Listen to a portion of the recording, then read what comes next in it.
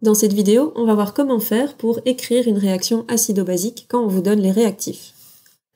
On va y aller directement avec un exemple, et imaginons que je vous demande de réaliser la réaction entre l'ion fluorure et l'acide nitrique. La première chose à faire, bien sûr, c'est de se souvenir de sa nomenclature pour pouvoir écrire la formule moléculaire des composés. Donc dans ce cas-ci, l'ion fluorure c'est F- et l'acide nitrique c'est HNO3. Ensuite, on va identifier lequel de ces deux composés est un acide et lequel est une base. Comme HNO3 commence par H et en plus qui s'appelle acide nitrique, c'est lui qui est l'acide. Et donc F- est une base. Qu'est-ce qu'une réaction acido-basique? C'est un transfert de protons.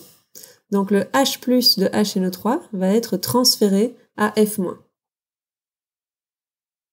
Ensuite, on va écrire les produits qui sont issus du transfert de protons entre l'acide et la base. F- va capter un H+, et donc va devenir HF, qui est donc l'acide conjugué de F-. Et HNO3 va perdre son proton. Du coup, il reste uniquement l'ion NO3-, qui est le nitrate. Et NO3-, c'est donc la base conjuguée de l'acide nitrique. Ensuite, comme dans toute réaction, on vérifie qu'elle est équilibrée. Et comme on a des ions, c'est bien aussi de vérifier si la charge est correcte.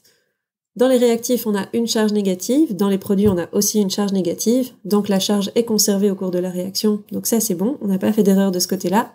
Ici, il n'y a pas de problème. Elle est directement équilibrée. Voyons comment faire avec un deuxième exemple. On va faire la réaction entre le perchlorate et l'eau. Donc, première étape, j'écris les formules moléculaires. Le perchlorate, c'est ClO4- et l'eau, c'est H2O. Deuxième étape, j'identifie l'acide et la base. ClO4- va ici jouer le rôle de base puisqu'il pourra accepter un H+ pour devenir HClO4 et donc H2O qui est un amphotère va jouer le rôle d'acide dans ce cas-ci.